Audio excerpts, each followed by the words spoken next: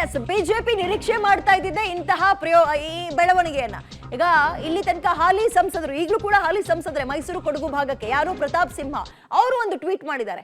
ಮೈಸೂರು ಭಾಗಕ್ಕೆ ಯದುವೀರ್ ಏನು ಆಯ್ಕೆ ಆಗಿದ್ದಾರೆ, ಅವರಿಗೆ ನಾನು ಕರೆ ಮಾಡಿ ಅಭಿನಂದನೆಯನ್ನ ತಿಳಿಸಿದ್ದೀನಿ. ಇನ್ನೊಂದು 2 ದಿನ ಕೂಡಲೇ ನಾನು ಕೂಡ ಜಾಯಿನ್ ಆಗ್ತೀನಿ. ಅಂದ್ರೆ ಈಗ ಕ್ಯಾನ್ವರ್ಸ್ ಎಲ್ಲ ಶುರು ಮಾಡಬೇಕಲ್ಲ, ಪಕ್ಷದ ಪರವಾಗಿ ಪ್ರಚಾರ ಮಾಡಬೇಕಲ್ಲ, ಅದಕ್ಕೆ ಜಾಯಿನ್ ಆಗ್ತೀನಿ ಅಂತ ತಿಳಿಸಿದ್ದಾರೆ.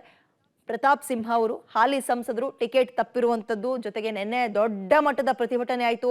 ಮಹಿಳಾ ಅಭಿಮಾನಿಗಳೆಲ್ಲ ಕಣ್ಣೀರು ಹಾಕ್ಬಿಟ್ರು, ಪ್ರತಾಪ್ ಸಿಂಹ ಅವ್ರಿಗೆ ಟಿಕೆಟ್ ಕೊಡಬೇಕು, ನಮ್ಮೂರು ಅಭಿವೃದ್ಧಿ ಆಗಿದೆ ಅವರಿಂದ, ಅವರೊಬ್ಬರೇ ಗಟ್ಟಿ ಧ್ವನಿಯಿಂದ ಇಲ್ಲಿ ತನಕ ಮಾತಾಡಿದ್ದು ವಿರೋಧ ಪಕ್ಷದ ಬಗ್ಗೆ, ಅವ್ರಿಗೆ ಸಿಗ್ಲೇಬೇಕು. ಈ ರೀತಿಯ ಹಲವಾರು ಪ್ರತಿಭಟನೆ, ಧರಣಿ ಎಲ್ಲವೂ, ಕಣ್ಣೀರು ಎಲ್ಲ ಆದ ನಂತರವೂ ಕೂಡ ಹೈಕಮಾಂಡ್ ಯಾವುದಕ್ಕೂ ಸೊಪ್ಪು ಹಾಕಿಲ್ಲ. ಯದುವೀರ್ ಅವರಿಗೆ ಟಿಕೆಟ್ ಕೊಟ್ಟಿದೆ, ಅದಕ್ಕೆ ಸಂಬಂಧಪಟ್ಟಂತೆ ಅವರು ರಿಯಾಕ್ಟ್ ಮಾಡಿದ್ದಾರೆ.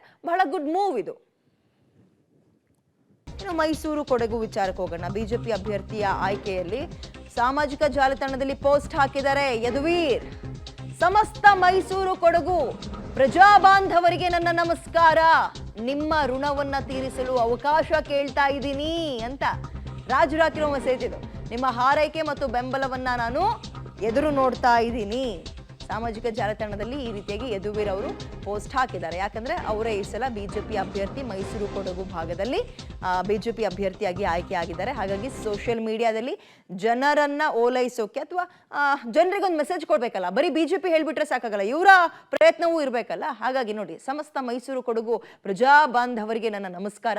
ನಿಮ್ಮೆಲ್ಲರಿಗೂ ಈಗಾಗಲೇ ಗೊತ್ತಿರುವಂತೆ ಮುಂಬರುವ ಲೋಕಸಭಾ ಚುನಾವಣೆಗೆ ಮೈಸೂರು ಕೊಡಗು ಕ್ಷೇತ್ರದಿಂದ ಸ್ಪರ್ಧೆ ಮಾಡೋಕೆ ನನಗೆ ಬಿಜೆಪಿ ಪಕ್ಷದಿಂದ ಅವಕಾಶ ಸಿಕ್ಕಿದೆ.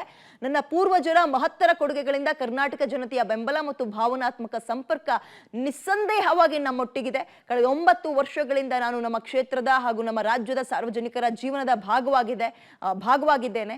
ಈ ರೀತಿಯ ಹಲವಾರು ಸಾಲುಗಳನ್ನು ಬರೆಯೋದ ಮುಖಾಂತರ ಯದುವೀರ್ ಅವರು ಕೂಡ ನನಗೆ ಟಿಕೆಟ್ ಸಿಕ್ಕಿದೆ, ನಮ್ಮ ಪರವಾಗಿರಿ, ನಾವು ಕೂಡ ನಿಮ್ಮ ಸ್ಪಂದನೆಯನ್ನ ಎದುರು ನೋಡ್ತಾ ಇದ್ದೀನಿ ಅನ್ನೋ ರೀತಿಯಲ್ಲಿ ಒಂದು ಪೋಸ್ಟ್ ಹಾಕಿದ್ದಾರೆ.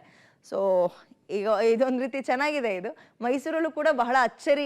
ಆಮೇಲೆ ಪಬ್ಲಿಕ್ ಟಿವಿ ಇದ್ರ ಬಗ್ಗೆ ಮುಂಚೆಯೇ ಒಂದು ಸುದ್ದಿಯನ್ನ ಪ್ರಸಾರ ಕೂಡ ಮಾಡಿತ್ತು. ಪ್ರತಾಪ್ ಸಿಂಹ ಅವರಿಗೆ ಟಿಕೆಟ್ ಸಿಗೋದು ಡೌಟು ಅಂತ ಸುದ್ದಿಯನ್ನ ಬ್ರೇಕ್ ಮಾಡಿದ್ದೆ ಪಬ್ಲಿಕ್ ಟಿವಿ. ಅದಾದ ನಂತರ ಯಾರಪ್ಪ ಹಾಗಾದ್ರೆ ರೀಪ್ಲೇಸ್ ಅಂದಾಗ ಯದುವೀರ್ ಒಡೆಯರ್ ಅವ್ರು ಬರ್ಬೋದು ಅಲ್ಲಿಗೆ ಅನ್ನುವಂತಹ ಮಾಹಿತಿಯನ್ನ ಕೂಡ ಪಬ್ಲಿಕ್ ಟಿವಿ ಹಂಚಿಕೊಂಡಿತ್ತು. ಅದೇ ರೀತಿಯಾಗಿ ನಿಸ್ಸಂದೇಹವಾಗಿ ಪಬ್ಲಿಕ್ ಟಿವಿಯ ರಿಪೋರ್ಟ್ನಂತೆಯೇ ಯದುವೀರ್ ಅವರಿಗೆ ಟಿಕೆಟ್ ಸಿಕ್ಕಿದೆ. ಅವರು ಈಗ ಮೈಸೂರು ಕೊಡಗು ಕ್ಷೇತ್ರದ ಒಂದು ಅಭ್ಯರ್ಥಿ ಕೂಡ ಆಗಿದ್ದಾರೆ ಬಿಜೆಪಿ ಕಡೆಯಿಂದ. ಸೊ ಇನ್ನು ಮುಂದಕ್ಕೆ ಇದು ಬಹಳ ಕುತೂಹಲ ಮೂಡಿಸ್ತದೆ. ಡಾಕ್ಟರ್ ಮಂಜುನಾಥ್ ಅವ್ರದ್ದು ಒಂದ್ ಕಡೆ ಆದ್ರೆ, ಇವ್ರನ್ನ ನಾವು ರಾಜರ ರೀತಿಯಲ್ಲಿ ನೋಡ್ತಾ ಇದ್ವಿ, ಹೋಗ್ತಾ ಬರ್ತಾ ನಮಸ್ಕಾರ ಒಂದ್ ಕೈ ಮುಗಿತಾ ಇದ್ವಿ, ರಾಜಭಕ್ತಿ ತೋರಿಸ್ತಾ ಇದ್ವಿ. ಇನ್ನು ಮುಂದಕ್ಕೆ ಅವರು ಜನರ ಮಧ್ಯದಲ್ಲೇ ಸಿಗೋದ್ರಿಂದ ಹೇಗಿರುತ್ತೆ ಅನ್ನುವಂಥದ್ದು ಇದೊಂದು ರೀತಿ ಇಂಟ್ರೆಸ್ಟಿಂಗ್ ಇದು.